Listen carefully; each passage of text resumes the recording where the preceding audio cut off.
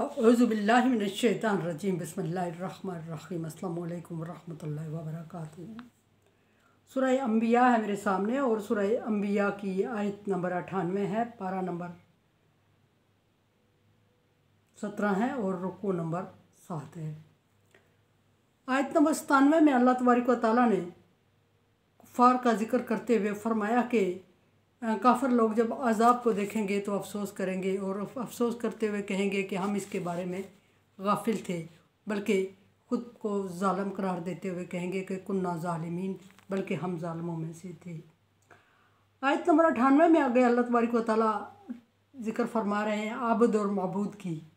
आबिद इबादत करने वाला, मबूद अल्लाह के अलावा जिनकी वो इबादत करते हैं। एक मबूद तो अल्लाह तबारक व तआला की ज़ात है और अल्लाह तबारक व तआला की ज़ात वाहिद मबूद है, जिसके अलावा कोई इबादत के लायक नहीं, कोई मबूद नहीं, कोई उसका शरीक नहीं। लेकिन जिन्होंने अपनी तरफ से ख़ुद साख्ता मबूद बनाए हुए हैं, ये उन मबूद बात हो रही है, मबूदान बातला की बात हो रही है। फरमाया कि आबुद और मबूद दोनों, इन्नकुम मा ताबुदून मिन दूनिल्लाहि हसबुन जहन्नम, अल्लाह के अलावा जिनको तुम मबूद समझते हो, जो तुम्हारे ख़ुद साख्ता मबूद हैं, वो सारे जहन्नम में डाले जाएंगे। ख़तबा और हसबा दोनों एक ही मानी में इस्तेमाल होते हैं, मुख्तलिफ़ ज़ुबानों के अल्फाज हैं। ख़तब का मतलब लकड़ी जलने वाली, और हसब का मतलब भी वो ईंधन जो कि आग में जले, लकड़ी हो या लकड़ी के अलावा हो। फरमाया कि वो जहन्नम का ईंधन बनेंगे इंसान, जो आबद हैं वो भी और जो मबूद हैं वो भी। फिर आगे ज़िक्र करते हुए ये फरमाया कि अगर मबूद में कुछ जान थी, अगर मबूद में कुछ हक़ था, अगर मबूद किसी काबिल था, अगर मबूद वाकई इबादत के लायक था, अगर मबूद कोई कुव्वत रखता था, सलाहियत रखता था, तो फिर आग का ईंधन क्यों बनता आबिद के साथ। और कम अज़ कम अगर आबिद को नहीं बचा सकता था तो ख़ुद को तो बचा लेता, लेकिन वो इस काबिल भी नहीं कि ख़ुद को बचा सके। अफसोस उन लोगों पर जिन्होंने ख़ुद साख्ता महबूद बनाए हुए हैं और उनकी इबादत में, पूजा पाठ में लगे हुए हैं। अंतुम लहा वारिदून, और फिर फरमाया कि तुम जहन्नम में लाए जाओगे, आके रहोगे, वारद होके रहोगे, डाले जाओगे जहन्नम में। और फिर फरमाया कि लौ काना हाउलाई आलियतुन मा वरदूहा, अगर ये लोग वाकई मबूद होते, अगर किसी काबिल होते, तो आज जहन्नम का ईंधन बनने के लिए ना लाए जाते, जहन्नम में वारद न होते, जहन्नम में डाले ना जाते, जहन्नम में वो ना जाते, किसी काबिल होते तो। फिर फरमाया कि कुल्लुम फ़ीहा खालिदून, और हर एक वो उसमें, ये नहीं कि जहन्नम का नज़ारा करने के लिए जहन्नम में डाले जाएं, जहन्नम देखने के लिए जहन्नम का विज़िट कराएं, ऐसा नहीं होगा, बल्कि हम फ़ीहा खालिदून, वो उस जहन्नम में हमेशा रहेंगे। जहन्नम की मुख्तलिफ़ सूरतें, आग की मुख्तलिफ़ कंडीशन और मुख्तलिफ़ सूरतें, मुख्तलिफ़ हैयत ज़िक्र हुई हैं। किसी जगह फरमाया कि शोलों वाली आग है, किसी जगह दहकते हुए अंगारों वाली आग है, किसी जगह बंद कर दिया जाएगा इनको लंबे लंबे सतूनों में, किसी जगह ख़तब फरमाया, किसी जगह फरमाया कि वो आग जो भड़काई जाएगी नास वल खिजारा, और इंसानों और पत्थरों से धकाई जाएगी। और फिर ये यहाँ फरमा दिया कि वो उसमें डाले जाएंगे और वो हमेशा उसमें रहेंगे। लहुम फ़ीहा ज़फ़ीर, और वो खुशी से वहाँ नहीं रहेंगे, बल्कि बहुत दर्दनाक कैफियत होगी और बहुत मुश्किल वक्त होगा। और फरमाया कि वो वहाँ चीखो पकार कर रहे होंगे, और वहुम फ़ीहा ला यस्माऊन, और वो इसके अलावा कुछ सुन नहीं पाएंगे।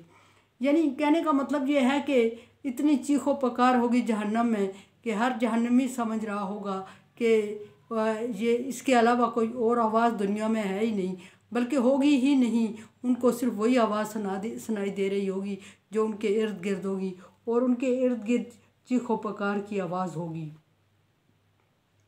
और फरमाया कि अगर कोई और सुनना, बल्कि बाज़ रवायात में ये भी है कि जन्नतियों को उसकी आवाज़ तक नहीं सुनाई देगी। जन्नतियों के आराम और आसाइश का जिक्र करते हुए फरमाया कुरान पाक ने कि जन्नतियों को ये दर्दनाक खौफनाक आवाज़ें सुनाई नहीं देंगी, क्योंकि उन आवाज़ों को बंद कर दिया जाएगा।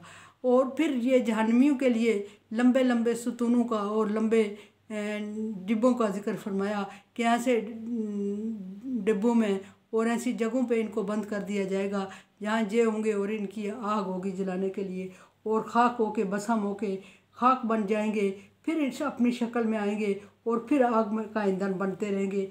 फिर और इस तरह अल्लाह तबारक व तआला ने जहन्नमियों का जिक्र फरमाया और जा बजा फरमाया कि इसमें कोई किसी और की आमद रफ्त, किसी और की आवाज़, किसी आसूदगी की ख्याल इनके दिल से नहीं गुजरेगा, क्योंकि वो हमेशा इसमें पड़े रहेंगे।